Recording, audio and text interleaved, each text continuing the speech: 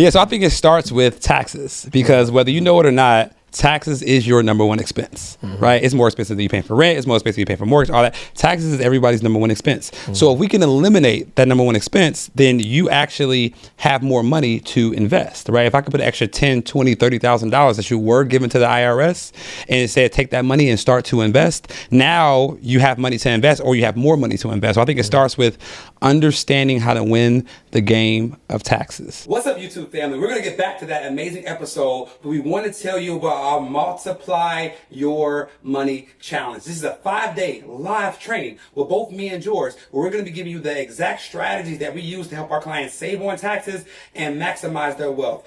And you're going to get the opportunity to ask us your personal questions. That's right. You get to spend 5 days with 2 experts and get your tax and investing questions answered. This is crazy, bro. Facts. So if you've ever watched one of our episodes, like, yo, I wish I could just ask Carter this. I wish I could ask George this. This is going to be the opportunity to do it. Or if you've seen any of our posts or any other expert on Instagram, and you just wish that you could get those questions answered while also learning revolutionary strategies to build wealth, then this is going to be an experience you don't want to miss. I can't wait to see you inside. Click the link in the show notes so you can grab your seat. Now we get back to the episode. Facts. Right. The tax code is an incentive system that teaches us how to avoid paying taxes. The problem is most people don't know the rules of the game, right. Therefore they can't win the game, right? And it is, our current president, Donald Trump, he had a $720 tax bill in 2021, I believe, and hundreds of millions of dollars made. So how did this happen? Well, he understands the rules of taxes, therefore he doesn't have to pay them. And I think so many times our community just gets jaded and scared about taxes because we fear what we don't understand. Right. But the tax code doesn't care if you're black, white, yellow, green, blue. If you know the strategies to implement, you can legally avoid paying taxes. Now that you have the extra money back, then you can take that money and start to invest. Yep. And we could give you the cookie cutter strategy of saying, buy an ETF and hold it for 30 years and, look up one day and you should have $1 million to invest in retirement. But what I realized as a wealth manager and financial advisor is that, money is a tool, not a pool. Right. And most people look at investing, from a method of accumulation, like how much money can I build up? And then ultimately, when I have that nest egg, I can draw down 4%. That's the industry standard. Right. The problem is everybody says, well, if I ask a random person on the street, like, how much money do you need to retire? They might say $1 million. If I had $1 million, but following the 4% rule, that means you're only going to be able to withdraw $40,000 a year to live on. Most people can't live off $40,000 a year right now or don't want to. Right. So we had to come up with a strategy that was more innovative and said, how can we get to the ideal outcome, even if a person doesn't have as much accumulated? Right. And so the way we do that is understanding that the goal is cash flow, not accumulation. Right. So we think about how much money I need to live my daily life, right, per month. It's like, what vehicles and how can I invest my money to accelerate that cash flow? So it might start with investing in a stock market. Right. But what we're going to do is once the money is invested, then we're going to say, well, how can we leverage, right, that portfolio to acquire assets that do produce cash flow, right? Because then if I leverage it to buy assets that produce cash flow, then that's going to help me get to my target a lot faster. Not to mention some of that cash flow, if I'm in the years of not needing the money because I'm still working, I can reinvest the cash flow back into the portfolio, which is going to give me more money to rinse and repeat that cycle. Most people are just only leveraging their money in one way. Our clients are able to get 3 different, sometimes 4 different uses out of the same dollar invested. So they're getting 3 income streams or 3? So I'll break it down for you, right? So step 1 is we have a philosophy called the Burger King investment strategy. Burger King investment strategy. Like the restaurant. Yeah. Follow. Right. So McDonald's, which we all know and love, right? We used to love. Hopefully I'm not eating a lot of McDonald's these days. Please don't. Right. But McDonald's spends a lot of money every year determining where they want to put the next McDonald's. We've all heard that McDonald's is in the real estate business, right? So the location matters. They're going to be very intentional about where they put that building. Burger King, however, says, well, shoot, if you already spent all that money on figuring out where your location needs to be, I just need to be somewhere close by. Yeah. They don't spend a lot of money, right? So it's okay to be a copycat if you copy the right cat. So in investing, it's the same thing. Vanguard, Charles Schwab, Fidelity, all these companies, they spend tens of millions of dollars, right, on analysts and fund managers who do all this work to research how these ETFs need to be structured, right? And so what you can do is say, I'm going to be a copycat. I'm going to go to Vanguard, look up top ETFs. Oh, VOO. I'm going to click the buy button. right? I didn't have to do all the research to figure out which investments I needed to select, right? I can hit the buy button, and then I think last year VOO did like 24% or something like that, right? Yeah. Cool. Now we could stop there, right? That's fine. However, what I realized is when you look inside of these ETFs, they will literally tell you all the different investments that are inside They spent the millions of dollars researching. Right. Yeah. And they'll tell you for free, right? This is free information. You can go to Vanguard.com or type in VOO. It'll come up and you can scroll down to the bottom of the page and you'll see all the different holdings, right? The same way you go to Google though, when you type something in, typically the first page of the search results, you're going to find what you're looking for, right? It's not going to be on page 2 or page 3 or page 4. Right. So the aha moment I had is, this first page of 500 pages are probably some of the most important companies inside of this fund, right? I see where you're going. Right? Yeah. So then I say, okay, well, I still want the diversification of the index fund or the ETF. So maybe if I have $10,000 to invest, maybe $7,000 I'm investing in VOO. But maybe the 30% or 3,000, I'm going to look at some of those individual companies that they believe in so much, and now I'm going to add those as individual investments to my portfolio. Why?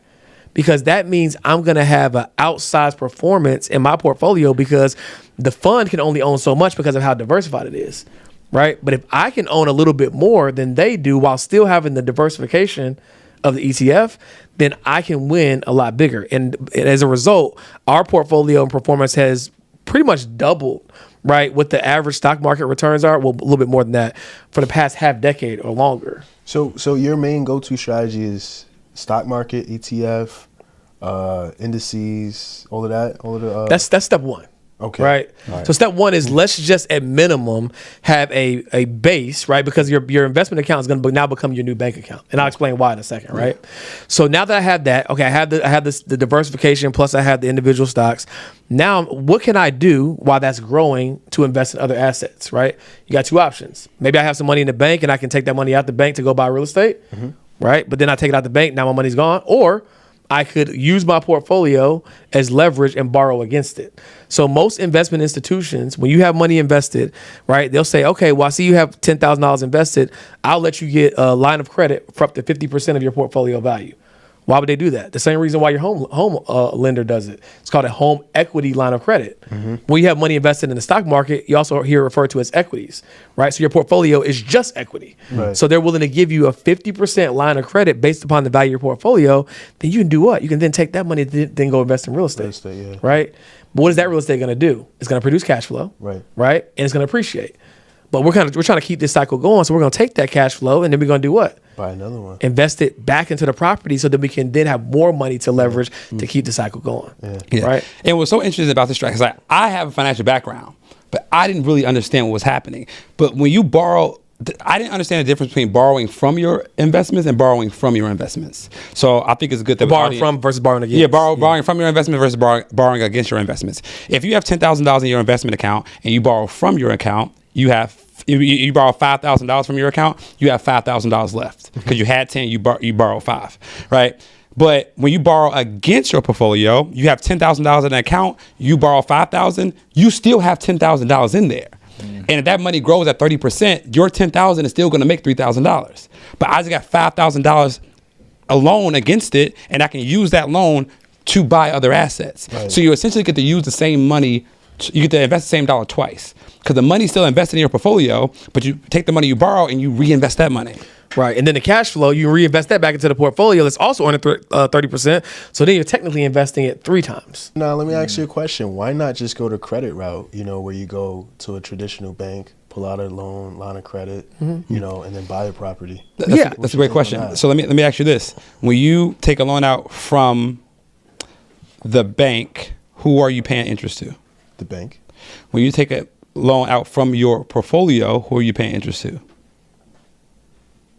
Assuming you're paying the loan back like you would any other. If it's my money, I'm paying myself back. Correct. Bingo. So why would I pay the bank interest when I can pay myself interest? Does that make sense? Yeah. I get it. Yeah. Yep. Now, here's the thing. We're not saying that getting access to capital in other ways is bad. We're just saying this is an avenue that most people aren't taking advantage of, right? If you have a business, sure, like get access to capital, get lines of credit, do all those things. But at the same token, right, under most circumstances, I know there's, a bunch of information out there around like, no doc loans and this, that, and the third. But like the beautiful thing about this is your credit score doesn't matter, right? Because it's all based upon the value of your portfolio, right? You have a 400 credit score. If you invest $10,000, you can still get that same line of credit, right, off of your portfolio value because it's based upon the equity that you have, right? So it's just another avenue that allows you to make your money work for you in multiple ways. Definitely very interesting.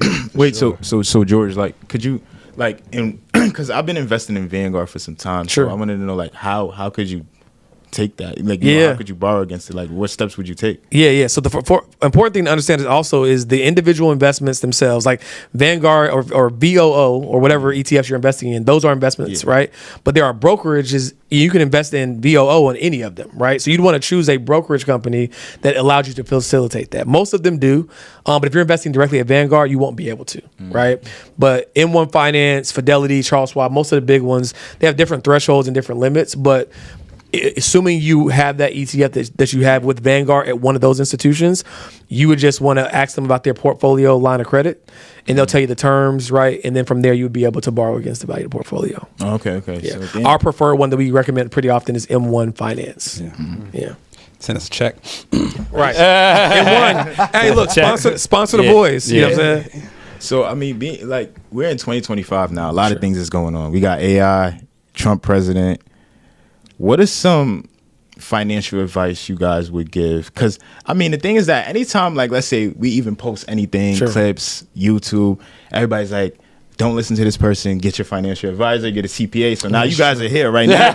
So it's like, we got him. Yeah. We got him. Yeah. So it's like, you definitely got to come here and come with some good questions. So, like, what advice would you give people who are looking to invest their money in 2025? Like, what are some things that you guys are seeing, trends? Yeah. Or things that you guys Can I give you a probably an unpopular answer? Would that be okay? Yeah.